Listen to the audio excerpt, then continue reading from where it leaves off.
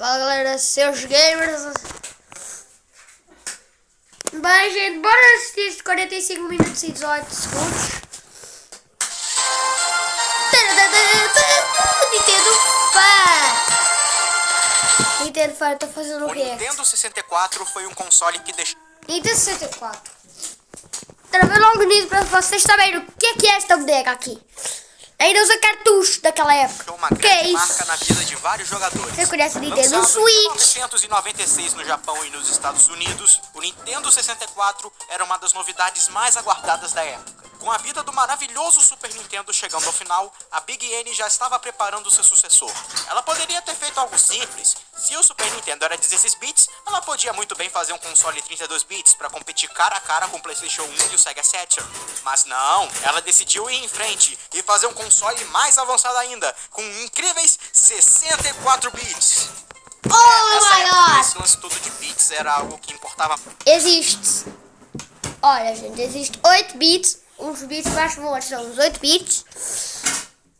16 bits. Ok, deixa eu pensar. 32 bits e 64 bits. O número de bits está no nome do console por um motivo. E esse motivo é dizer o quanto ele é mais poderoso que os outros. Apesar disso, a Nintendo cometeu alguns pequenos vacilos. O Nintendo 64 ainda usava cartuchos, ao contrário de seus competidores, que já usavam CDs. Por isso, o Nintendo 64 não aguentava músicas em streaming e muito menos FMVs. Então, enquanto o PlayStation poderia usar músicas gravadas da mais alta qualidade, o Nintendo 64 ainda ficava preso a músicas feitas em MIDI.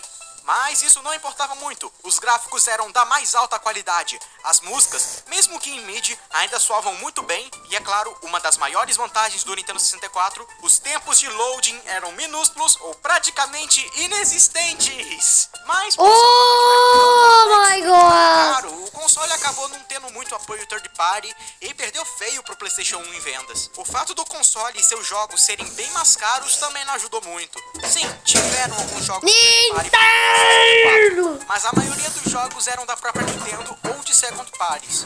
E mesmo tendo bem menos jogos que o PlayStation 1, o Nintendo 64 ainda é um dos consoles mais amados e bem lembrados até hoje. E isso com certeza é graças ao seu excelente catálogo de jogos.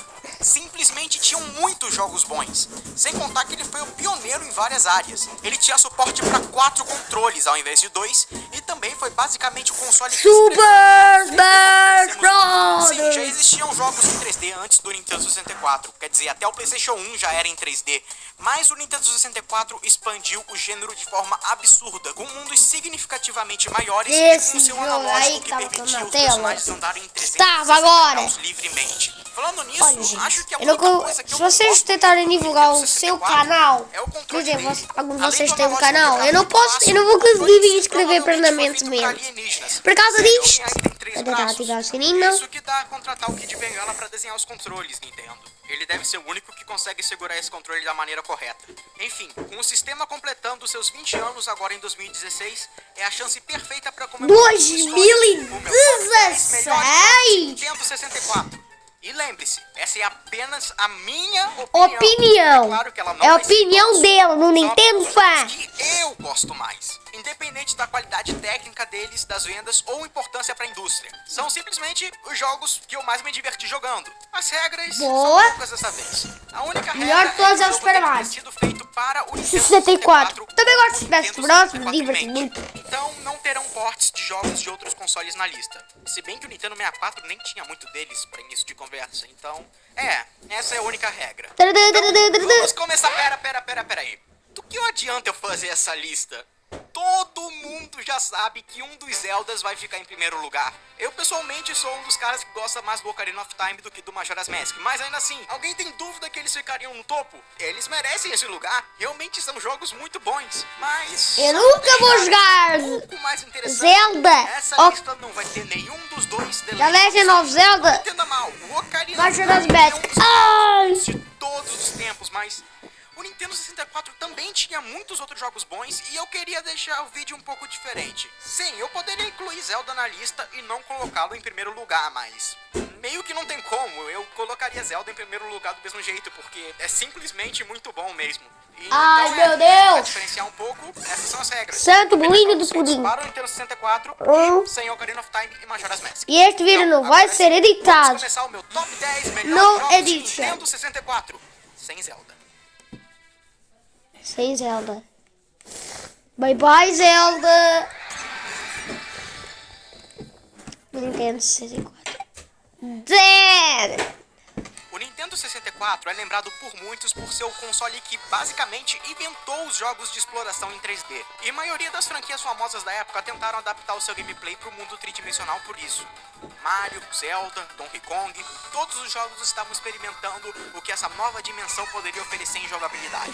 O fato do Nintendo 64 ter um analógico completamente designado para movimentação em 3D realmente chamou a atenção dos desenvolvedores, e vários jogos com mundos riquíssimos em detalhes foram feitos. Por causa dessa mania toda de jogos em 3D, é bem normal pensar que o Nintendo 64 não teve jogos de plataforma em 2D, como seus anteriores. Já viste?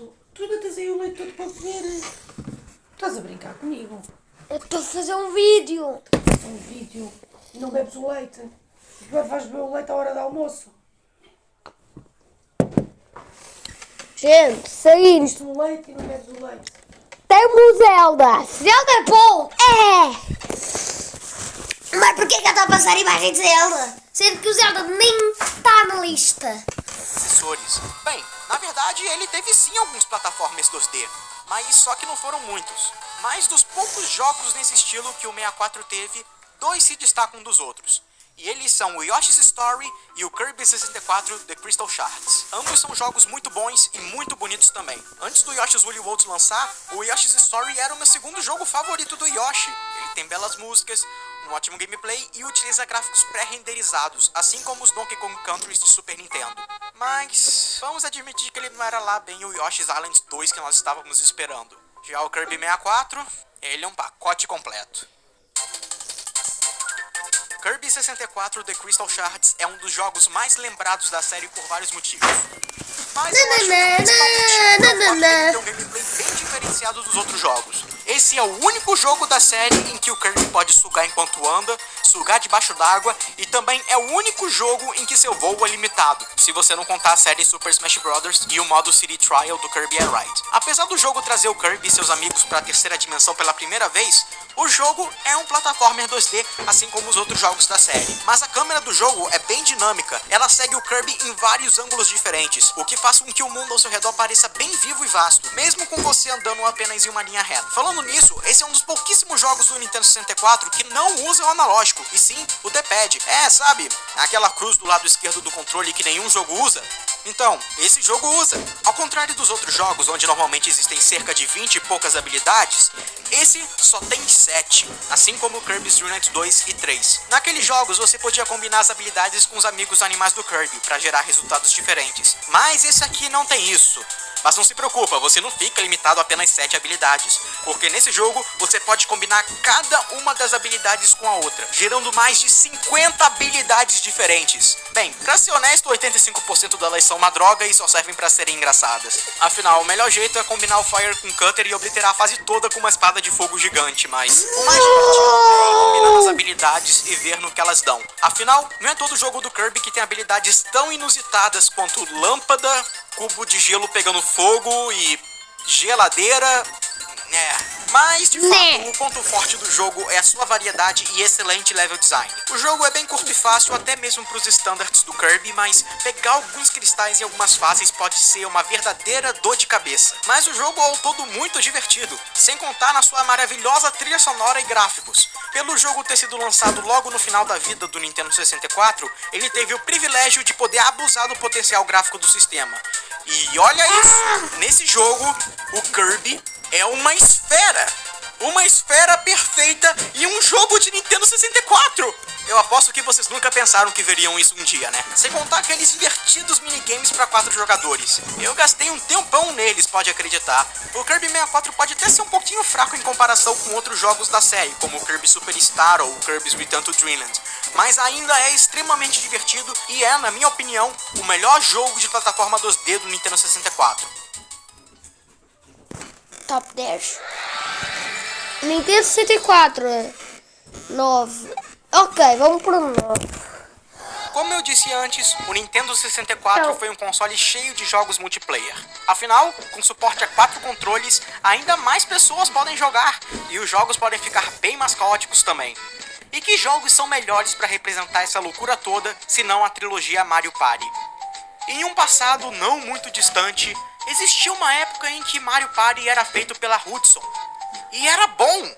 É difícil escolher qual Mario Party é o melhor, e o fato do Nintendo 64 ter tido logo os 3 primeiros jogos da série não ajuda muito. Mas dentre os 3...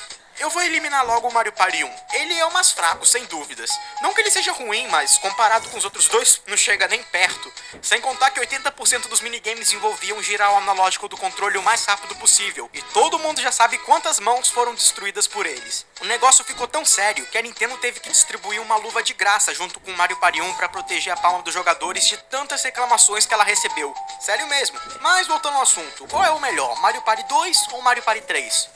Bem... empate! Isso mesmo, Mario Party 2 e Mario Party 3 ficam em nono lugar. Empate! Eu não consigo decidir qual dos dois é o melhor, eles são muito bons. Mario Party 3 tem a vantagem de ter mais personagens jogáveis e um modo história single player mais elaborado. Mas o Mario Party 2 tem tabuleiros tematizados incríveis e ainda tem alguns minigames do Mario Party 1 de volta e melhorados. Os dois jogos têm suas vantagens e desvantagens, mas ao todo, ambos possuem ótimos tabuleiros, excelentes minigames e ao todo... Macaroni, não, é pizza! Não tem jeito, é empate mesmo. Cada partida é diferente e é simplesmente muito divertido jogar com os amigos. E esses primeiros jogos do Nintendo 64 foram o que iniciaram essa divertida série. Selfie, mas... Mario Party Super Stars. É bem bom. O Nintendo 64 é um sistema famoso por não ter muitos RPGs, mas tem um RPG que é lembrado por muitos e adorado até hoje. E é claro que eu estou falando do único. Primeiro, Paper Mario. Paper Mario. Paper Mario. Paper Mario foi o segundo RPG do Mario e o primeiro jogo do que se tornaria a sua própria série. O jogo lançou no final da vida do Nintendo 64, mas ainda assim foi um grande sucesso. Desenvolvido pela Intelligent Systems, o jogo é meio que um sucessor espiritual para o Super Mario RPG de Super Nintendo. O gameplay é diferente e os dois jogos não tem nada a ver um com o outro, mas dá pra notar várias semelhanças entre os dois jogos. Uma coisa bastante impressionante do jogo são seus gráficos diferentes. Todos os personagens foram redesenhados em um estilo mais basicão, mais fofinho, mais cartunesco, e combinou bastante com o cenário. Ao contrário da maioria dos jogos de Nintendo 64, os personagens do jogo não são modelos 3D, e sim sprites. E os cenários são simplistas e meio que geométricos, e ao todo parece uma maquete com vários personagens de papel interagindo nela. O jogo é absolutamente fantástico. Paper O sistema Mario, de batalha é bastante interativo, Paper e os Mario. personagens são bastante carismáticos. Com lugares memoráveis, combate excelente e uma história bem escrita, é claro que esse clássico de Nintendo 64 não poderia ficar fora da lista. 3-star play. Opa, gente, voltei. Número 7, é que veio um... Star Fox 64. Esse é um jogo que não pode faltar nessa lista. Apesar do primeiro Star Fox de Super Nintendo ter sido bem revolucionário na época que foi lançado, esse simplesmente melhora tudo sobre o jogo. A história de Fox McCloud e seu time e sua batalha contra o exército do Andros foi um marco e tanto para os entendistas da época. Ele foi o primeiro jogo do Nintendo 64 a ter suporte ao Rumble Pack, um acessório que fazia o controle tremer em horas de grandes impactos no jogo. Sim, isso já vem embutido nos controles de hoje em dia, mas na época era uma novidade enorme e fazia uma grande diferença, acredite ou não. Viajar pelo sistema de Lylat atirando nas coisas, soltando bombas... Era muito... O gameplay era simplesmente fenomenal. Sem contar que o jogo tinha um fator replay imenso. O jogo tem vários planetas, e dependendo do que você fazer neles, a rota do jogo pode ser alterada e o próximo planeta pode ser um diferente da sua primeira jogatina. E se você sempre for pela rota mais difícil, você irá encontrar o verdadeiro chefe final do jogo com seu final definitivo. O Star Fox 64 expandiu bastante os conceitos do primeiro jogo e o transformaram em algo realmente memorável, principalmente com as fases em terra firme e debaixo d'água. O jogo continua tão bom hoje quanto era em 1997, e aquela trilha sonora do Koji Kondo é inesquecível. Só não é mais inesquecível do que a dublagem brega do jogo. Esse foi um dos poucos jogos do Nintendo 64 a ser 100% dublado do início ao fim, E isso ajudou muito na imersão do jogo. Só que, digamos, os dubladores não eram lá muito profissionais e o áudio era bem abafado também. E o jogo é lembrado até hoje por suas falas esquisitas e cada uma delas viraram memes entre os fãs da Nintendo. Principalmente as do Pepe. Tá, chega! Mas veja, eu não tô reclamando. Eu adoro essas falas. E ai da Nintendo se ela lançar um jogo do Star Fox sem falas esquisitas.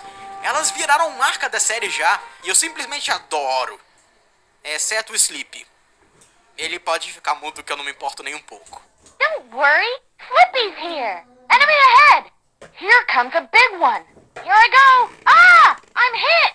Fox, get this guy off me. Fox! Fox! Cala a boca! 64, Espera, sangue! todo fã da Nintendo deve jogar o Ketchup É um jogo alerta. muito divertido, mesmo que Alerta. bem simples e curto. Tô perdendo! Agora, eu recomendaria Então ele tá vendo uma briga e só quer fazer um vídeo. Nintendo 64.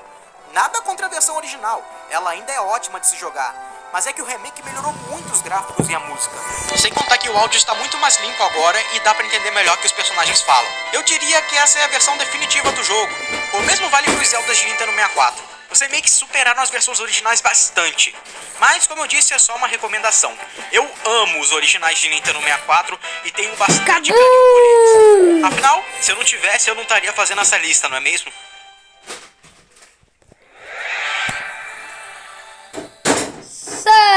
6. Prepara para o 6. Oh yeah, GoldenEye! Ah sim, agora a coisa ficou séria. Nós estamos falando aqui de um caso raro de um jogo baseado em filme que é bom. Sim, existem jogos baseados em filmes, desenhos e outras licenças que são bons. Só que é algo realmente muito raro de se encontrar. Quer dizer, um dos primeiros jogos baseados em filmes foi o ET do Atari 2600. E todos nós já sabemos Gente, como ele óbvio saiu. que isso aí tá em isso não ketchup, é um bom então sinal. podem Mas pular esse não até é o isso caso. Nós acabar. estamos falando de um jogo extremamente bom. Também, como não podia ser, ele foi desenvolvido pela Rare. O Nintendo 64 foi provavelmente o console que a Rareware mais brilhou. E não pense que essa vai ser a última vez que você vai ver um jogo dela na lista. Agora, eu poderia muito bem colocar Perfect Dark na lista ao invés do GoldenEye. Afinal, ele é um jogo muito mais polido, com mais opções, e é bem maior também. Mas aí é que está. Eu nunca joguei Perfect Dark, infelizmente. Eu sei o que eu tô perdendo. Infelizmente, Perfect Dark é um dos poucos clássicos do Nintendo 64 que eu ainda não joguei. Mas com certeza eu irei jogar esse jogo assim que eu tiver chance. Mas voltando ao bonde. GoldenEye foi um jogaço. Ele foi lançado em uma época em que os jogos de FPS normalmente eram coisa de PC, e os poucos que tinham para consoles eram mais ou menos. Sim, ele foi um dos pioneiros dos FPS como conhecemos hoje. Tá certo que o controle do Nintendo 64 não é lá o melhor controle para jogar um FPS, mas o jogo foi um pioneiro, então tá desculpado. O jogo ficou meio datado sim, principalmente por causa do controle e dos gráficos dos personagens. Hoje em dia é bem engraçado olhar para esses modelos toscos com a foto dos atores coladas por cima da cara. Mas naquela época o gráfico era considerado muito bom, por mais incrível que pareça. Mas realmente o gráfico não importa muito. Bom, pode ser o ketchup. Continua sendo incrível após Ketchup todos alert. esses anos.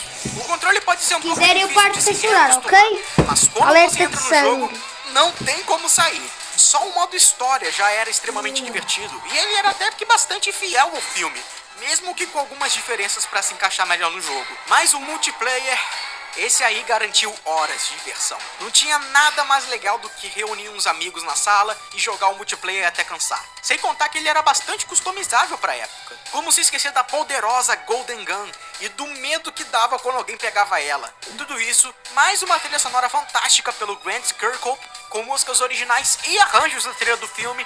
Pareça. Mas realmente o gráfico Ok, gente, importa gente, muito. eu tô pra aqui, O jogo não sei pra continua quê. sendo incrível após todos esses anos.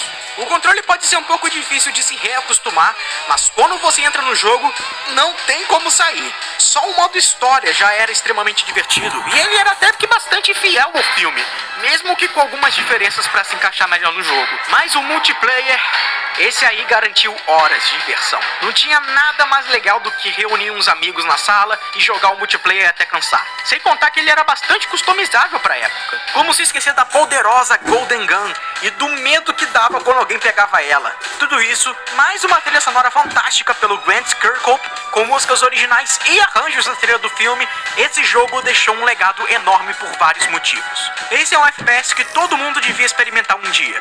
Mesmo com alguns recursos datados, o jogo em si ainda continua muito bom. Sem dúvida, mais um clássico da Rare. Rare. Nintendo 64, número 5. Em quinto lugar fica um jogo um tanto famoso. Ele pode até não ser o melhor da sua série, mas não dá pra negar a sua importância.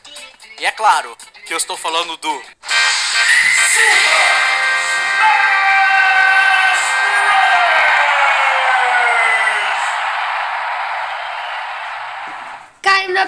O primeiro Super Smash Bros., mais conhecido hoje em dia pelo seu apelido de Super Smash Bros. 64. Esse jogo nos traz de volta a uma época mais simples, onde ninguém estava preocupado com qual personagem ia entrar ou como aprender técnicas avançadas para torneios. Não, esse jogo era genial só pelo seu conceito. Um jogo onde personagens da Nintendo se encontram e metem a porrada uns nos outros. Como alguém ia imaginar isso acontecendo? Era algo surreal. Agora eu posso fazer o Link bater na Jigglypuff? Com licença, isso aí é compra garantida. Quem diria que esse joguinho se tornaria uma franquia enorme como é hoje? E acredite ou não, esse jogo quase que não saiu. O jogo foi feito com um orçamento muito pequeno. A Nintendo só aceitou a ideia de que o jogo poderia chegar a algum lugar quando Masahiro Sakurai decidiu fazer um pequeno protótipo com vários personagens da Nintendo lutando. Ela aceitou e o jogo meio que foi lançado como um teste. O jogo, inclusive, ia ser exclusivo do Japão. A Nintendo não tinha muitas esperanças que o jogo fosse dar certo. Ah, mas o sucesso foi tão grande que não deu.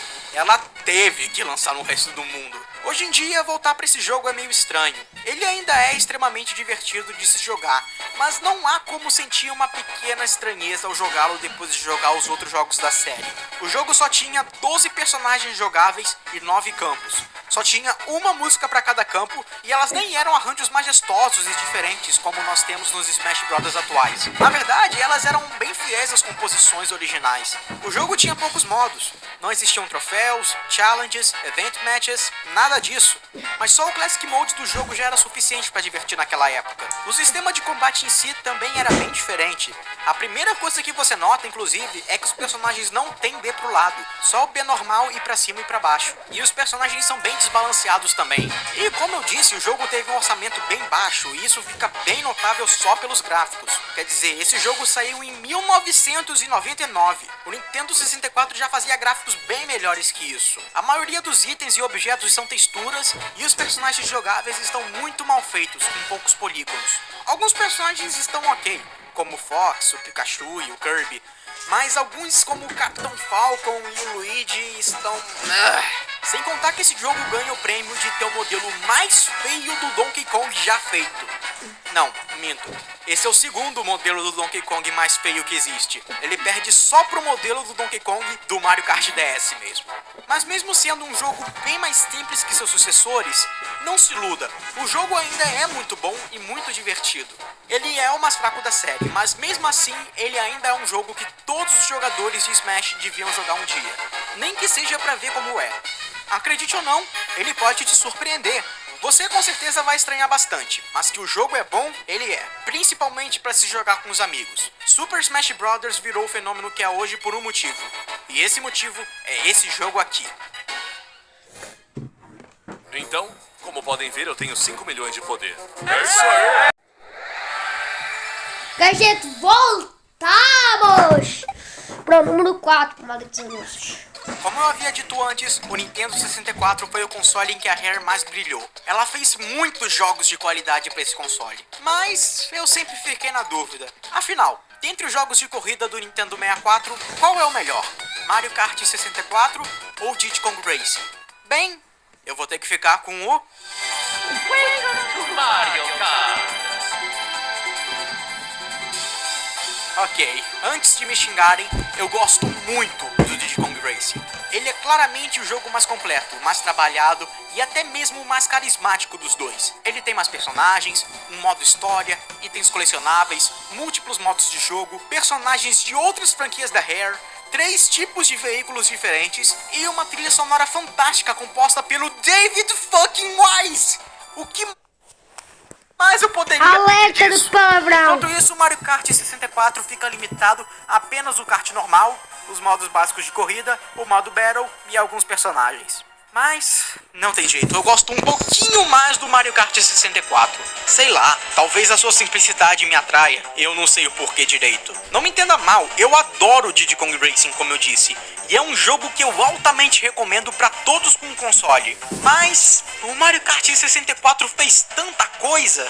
Os itens, as pistas, aquela fantástica trilha sonora, são muitas lembranças boas. Mario Kart 64 é melhor do que o primeiro Super Smash Bros, na minha opinião, e isso significa muita coisa. Ele é o jogo multiplayer definitivo do console, com pistas excelentes e aquele Battle Mode fantástico que não voltou no Mario Kart. Porque a gente Eu não posso dizer voltamos. nada, a não ser que Mario Kart 64 é fantástico. Não é o melhor Mario Kart, nem o meu preferido, esse seria o Mario Kart 8, mas cara, ele tem uma das melhores pistas que a série já teve. Esse é um jogo que não pode faltar na coleção de nenhum dono de Nintendo 64. Ele é simplesmente bom demais. Top 3. Shakes. E em terceiro lugar, nós temos Super Mario 64. Como um jogo tão bonito e tão bem feito desses podia ficar de fora da lista? Este jogo é uma verdadeira obra-prima de gameplay. Afinal, vó por anéis? Puxa, que ideia brilhante. Tá bom, eu não tô enganando ninguém. É claro que em terceiro lugar fica o Super Mario 64. Agora, acho que vocês até não iam ficar tão chateados se o Super Mario 64 ficasse mesmo em terceiro lugar, desde que os dois Zeldas ficassem em primeiro e segundo. Mas não, a lista continua sem Zelda e Mario continua em terceiro. Mas como eu posso fazer isso? Esse é tipo um dos melhores e mais revolucionários jogos de todos os tempos. Se não é pra ter Zelda, esse jogo devia ficar em primeiro lugar, que absurdo! Antes de dar um dislike e se desinscrever do canal, eu quero lembrar que essa é a minha lista. É só a minha opinião. E tem dois jogos de Nintendo 64 que não são Zelda que eu gosto mais do que o Super Mario 64. E cara, o jogo tá em terceiro lugar por um motivo. Ele é bom pra caramba, eu nem preciso falar sobre esse jogo e o legado que ele deixou. Até porque eu já disse o que eu acho dele no meu top 15 jogos do Mario. Esse jogo sozinho basicamente inventou os jogos de plataforma em 3D. E mesmo depois desse tempo todo, ele ainda é extremamente divertido e desafiador. Caramba, muita gente até considera esse como um dos melhores jogos da série, junto com Super Mario Bros 3 e Super Mario World. Como título de lançamento do Nintendo 64, o jogo fez tudo o que devia fazer para mostrar o potencial do console. Esse jogo é o que faz o Nintendo 64 ser o Nintendo 64. Ele define tudo sobre o console. Até o controle do Nintendo 64 foi feito apenas com esse jogo em mente. Não é à toa que ele se encaixa tão bem com o gameplay dele. Eu mesmo considero esse o verdadeiro primeiro jogo em 3D da história. Sim, tiveram outros antes dele, mas esse foi o primeiro que realmente fez do jeito certo. E não é à toa que o Nintendo 64 e esse jogo em especial surpreenderam tanta gente na época. Ele era diferente de tudo que havia sido visto antes. Aquele mundo todo parecia tão real. Super Mario 64 tem que estar em uma posição alta na lista não só por sua inovação, mas também porque até hoje ele é um excelente e divertido jogo. Mas que jogos eu posso gostar mais do que é considerado um dos melhores jogos de todos os tempos? Bem, a resposta pode surpreender vocês.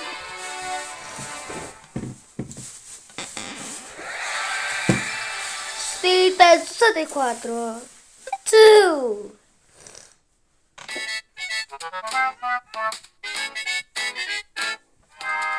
Sim, em segundo lugar fica o Conker's Bad Fur Day. Eu sei que isso foi inesperado, mas não me matem, por favor. Embora o Super Mario 64 seja melhor como um jogo em si, Conker's Bad Fur Day é uma das mais estranhas, bizarras e hilárias experiências que eu já tive com um jogo de videogame.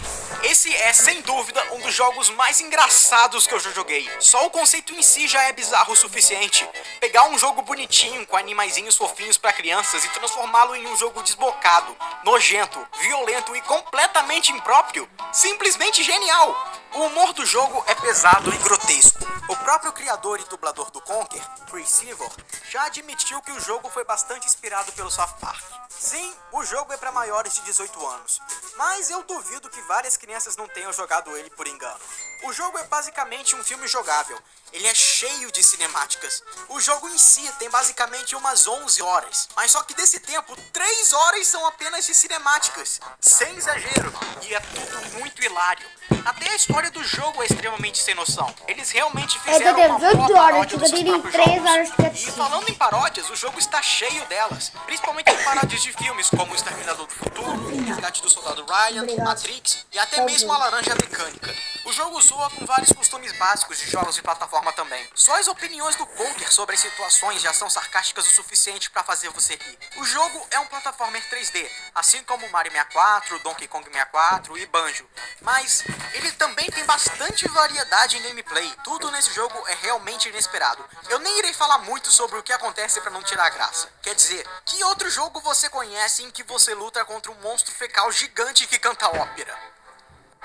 I am the great mighty Pooh, and I'm going to throw my shit. A huge supply of tish comes from my chocolate starfish. How about some scat, you little twat? Acho que esse é o único. Mas esse jogo não para por aí. Eu tenho que dizer que esse é, sem discussões, o jogo mais detalhado e bem feito do Nintendo 64. Ele foi um dos últimos jogos pro console, lançado em 2001, e ele aproveita todo o poder que o Nintendo 64 oferece. Os gráficos são incríveis, com texturas bem detalhadas, vários efeitos de luz e câmera e muitos personagens detalhados.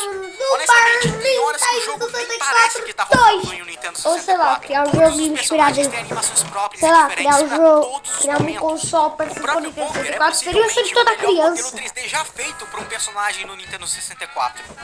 É incrível o quanto ele é detalhado e expressivo. Parece muito Até Happy os Tree dedos dele Friends. se mexem. Sim, um personagem de Nintendo 64 que tem dedos e eles se mexem independentemente um dos outros.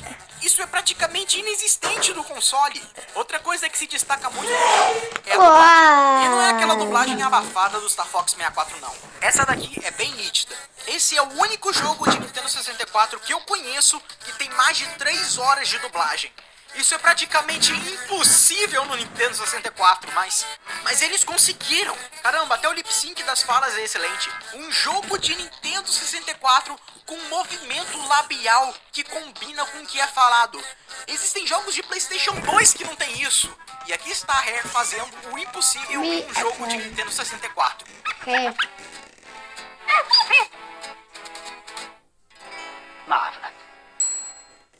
O departamento de áudio também está de parabéns. As músicas do jogo são ótimas. Um dos melhores trabalhos do Robin Binland, o mesmo cara que compôs a trilha sonora do Killer Instinct. E eles usaram samples tão realistas para a instrumentação que eu até esqueci que a música do jogo é feita em MIDI. O Nintendo 64 não suporta arquivos de música em streaming. As músicas têm que ser feitas em MIDI. Mas elas ficaram tão realistas nesse jogo, só depois que eu ouvi a trilha sonora do remake, que usa gravações com instrumentos de verdade, é que eu notei a diferença.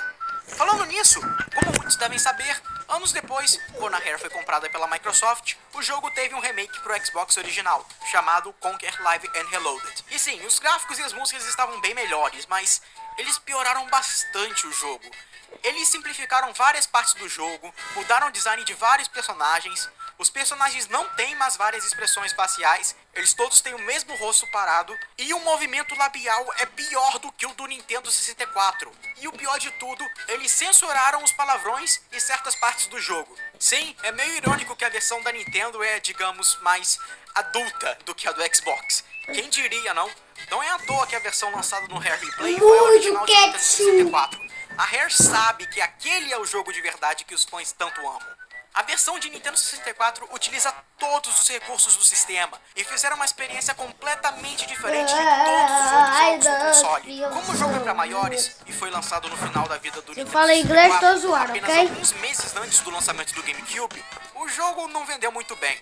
A Nintendo queria manter a sua imagem amigável e basicamente proibiu a Rare de fazer propagandas pro jogo junto dos outros lançamentos. Os comerciais de TV do jogo só passavam depois da meia-noite, propagandas impressas eram apenas em revistas adultas, e a própria revista oficial da Nintendo, a já descontinuada Nintendo Power, nunca ao menos citou a existência do jogo. As únicas pessoas que realmente sabiam do jogo no seu lançamento eram os fãs leais da Rare, que acompanhavam o site dela. Então, o jogo foi lançado em silêncio, basicamente. E na caixa tinha um aviso bem grande dizendo que, apesar dos bichinhos fofinhos, o jogo era proibido para menores de 17 anos. E apesar do gigantesco sucesso de crítica, o jogo foi um fracasso de vendas. Tanto que encontrar um cartucho original do jogo normalmente sai bem caro, e é bem difícil achar um deles. Esse é, sem dúvida, um dos jogos da Rare mais raros de se encontrar.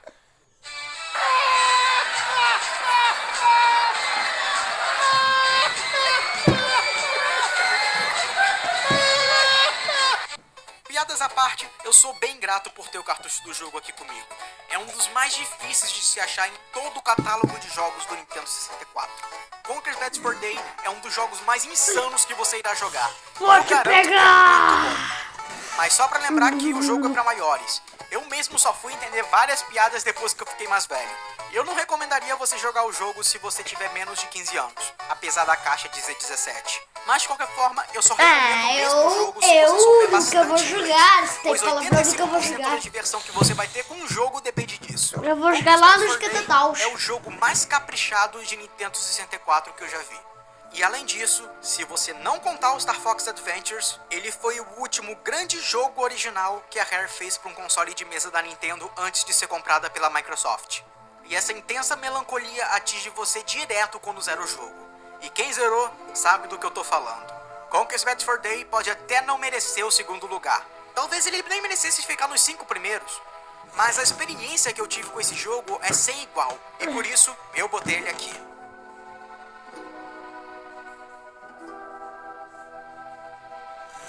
Que cena mais triste. Agora vamos ver o primeiro lugar, que deve ser um super animado. Do primeiro lugar. You number one. Woohoo!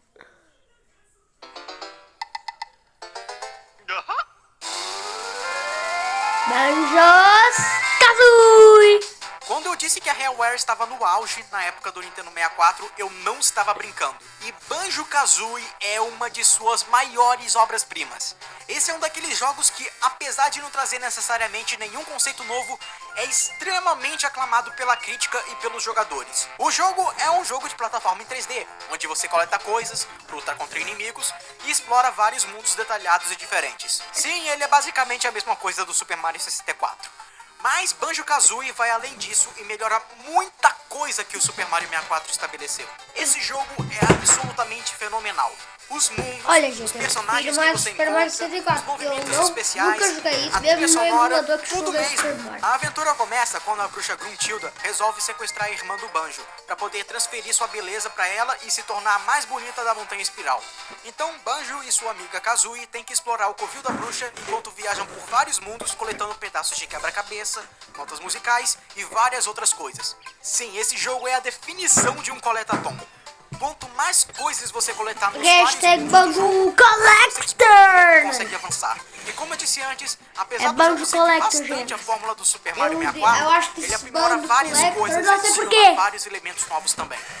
Enquanto você avança no jogo, você aprende habilidades novas para poder explorar ainda mais os lugares e achar mais segredos. Ao contrário do Super Mario 64, onde você já começa o jogo com todos os movimentos e precisa desbloquear apenas alguns power-ups. Banjo-Kazooie também nos apresenta as transformações. Em alguns mundos do jogo, o poderoso xamã Mumbo Jumbo pode te transformar em várias coisas para você completar tarefas que não podia antes. O jogo tem várias outras coisas também, mas nem dá pra falar tudo, senão eu ia demorar horas falando só do gameplay.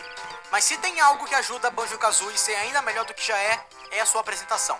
Os gráficos são muito bons, todos os personagens são variados e bastante carismáticos, e cada um deles emite um som diferente quando fala. Isso pode até irritar algumas pessoas, mas eu adoro esses sons, e eu não posso deixar de falar da impecável trilha sonora do Grant Kirkhope. Cada música desse jogo é simplesmente perfeita. O trabalho do áudio inteiro é de uma qualidade altíssima. Banjo-Kazooie é lembrado por muitos até hoje por todos esses motivos e muitos outros. São tantas coisas para fazer, tantos segredos para se descobrir. Alguns deles ainda mexem com a cabeça de fãs até hoje, como o lendário Stop and Swap, ou então os 4 mundos que foram deletados da versão final do jogo. Esse jogo é considerado um dos melhores jogos que a Rare já fez, e realmente não dá pra negar. Como deixar de mencionar que o jogo conseguiu uma continuação mais do que perfeita apenas 2 anos depois, o Banjo-Tooie. Banjo-Tooie é uma verdadeira aula de como uma boa continuação deve ser. Continua da onde o primeiro parou, aumenta a escala das coisas que deixou o primeiro bom, coloca mais variedades e aperfeiçoa o gameplay. Mas enfim, quem fica em primeiro lugar? Banjo-Kazooie ou sua continuação, Banjo-Tooie? Bem, acontece que em primeiro lugar fica os 2 jogos. Sério, Uau! Ambos Impressionante. Banjo-Tooie ganham a honra de ser o Banjo-Kazooie e melhor jogo de Nintendo Banjo-Tooie. 64, na minha opinião. Os 2 jogos são muito bons, não tem como deixar um deles de fora. O Banjo-Tooie ao todo tem mais coisas, mais variedade e é o jogo mais completo. Mas tem algumas coisas no Banjo-Kazooie que se destacam bastante pra mim. Por ser um jogo bem mais curto e ter mundos menores, o Banjo-Kazooie tem muito mais valor replay. É um jogo que mesmo de zerar 100%, não fica cansativo jogá-lo de novo. Já o Tooie, mesmo sendo um jogo supostamente melhor, não consegue isso com tanta facilidade. Sua primeira jogatina será uma experiência incrível. Zerar 100% esse jogo vai ser uma tarefa que vai te deixar muito satisfeito. Mas começar o jogo todo de novo depois de ter pego tudo fica um tanto quanto cansativo. E outra coisa que atrapalha um pouquinho só o Banjo-Tooie é que várias vezes o frame rate dele cai bastante. Por fim, eu considero o Banjo-Tooie o melhor jogo dos 2, por ser o mais completo, tem muita coisa legal pra se fazer e descobrir, e ao todo aprimorar tudo que o primeiro fez. Mas mesmo o Banjo-Tooie sendo o melhor jogo, o Banjo-Kazooie ainda é o meu preferido dos 2. É algo que eu simplesmente não consigo explicar.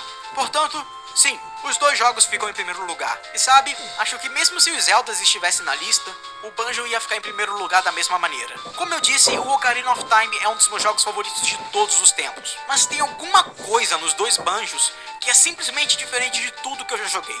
É muito difícil você achar 2 jogos com tantas coisas feitas do jeito certo de uma só vez. É claro, eles não são perfeitos. Caramba, o próprio Banjo-Tooie tem 2 mundos que eu simplesmente não suporto, sendo eles Pterodactyl Land e a Grunty's Industries. E o Banjo-Kazooie tem aquele famoso quarto na Rusty Bucket Bay, e é todo um jogo meio pequeno. Mas a jogabilidade, o carisma da história e dos personagens, as transformações, os mundos criativos, a trilha sonora fantástica, os shows de perguntas e respostas no final dos jogos, caramba, as piadas de duplo sentido em um jogo livre para todos os públicos. Essa série foi claramente feita com muito carinho e atenção, e os 2 jogos mostram muito isso. Se você nunca jogou esses 2 jogos, simplesmente vá em frente e jogue-os. Mas, em hipótese alguma, de jeito nenhum, jogue o Banjo-Tooie antes de zerar o Banjo-Kazooie. Não faça isso, sério, não faça isso mesmo. O Banjo-Tooie começa literalmente mostrando spoilers do final do primeiro jogo. E você também já começa com todas as habilidades que você conseguiu durante o Banjo-Kazooie. Se você jogar o Tooie antes do Kazooie, você não só vai ficar confuso pela história estranha, mas também vai fazer com que você simplesmente ache o primeiro jogo um tédio. O Banjo-Tooie é tão maior e mais completo do que o primeiro a esse ponto. Em hipótese alguma, jogue o Tooie antes do Kazooie. Jogue o Banjo-Kazooie até o final, mesmo que não sendo 100%. Simplesmente derrote a Gruntilda e aí sim, você pode começar a jogar o Tooie sem problemas. Só confia em mim, esse é um daqueles jogos que você não pode jogar o segundo antes de terminar o primeiro. Porque ele te dá spoilers de cara acabando e o ainda vídeo, deixa o gente. primeiro jogo obsoleto pelo simples fato dele ter muito mais coisas. Mas então, se esses jogos foram um sucesso tão grande, cadê o nosso Banjo Tree, Rare? Nós estamos esperando por isso há anos. Mas, bem, vocês sabem, depois que a Microsoft comprou a Rare, nós meio que tivemos um Banjo Tree. Mas é melhor não comentar sobre essa ofensa que é o Banjo-Kazooie Nuts and Bolts. Com a Rare indo colina abaixo depois de tantos anos, eu meio que já perdi a fé que nós teremos